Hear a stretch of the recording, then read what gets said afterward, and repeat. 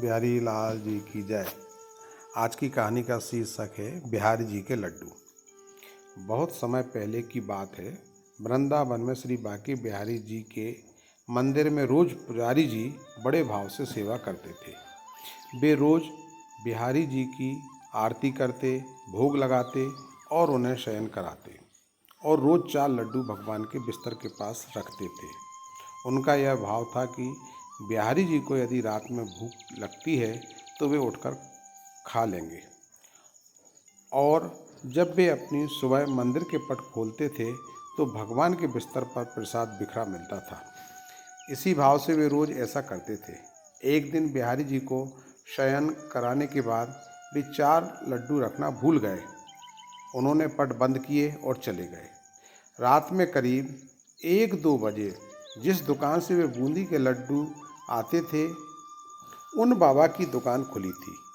वे घर जाने वाले ही थे, तभी एक छोटा सा बालक आया और बोला, बाबा मुझे बूंदी के लड्डू चाहिए।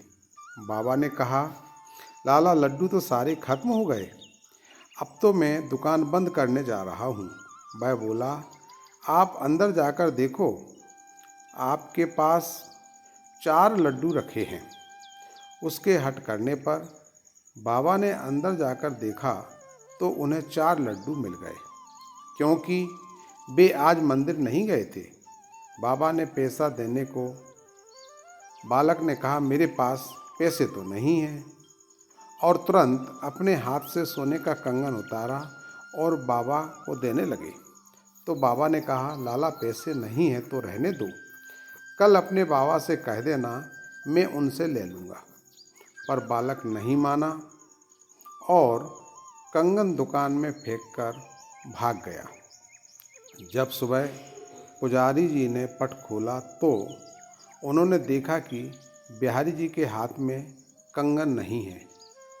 यदि चोर भी चुराता तो केवल कंगन ही क्यों चुराता। थोड़ी देर बाद ये बात सारे मंदिर में फैल गई। जब उस दुकान वाले को पता चला तो उसे रात की बात याद आई। उसने अपनी दुकान में कंगन ढूंढा और पुजारी जी को दिखाया और सारी बात सुनाई।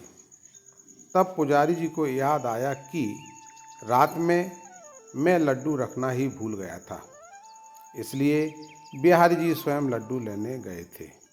यदि भक्ति में भक्त कोई भूल भी जाता है तो भगवान अपनी तरफ से पूरा कर लेते हैं। जय श्री कृष्णा, जय श्री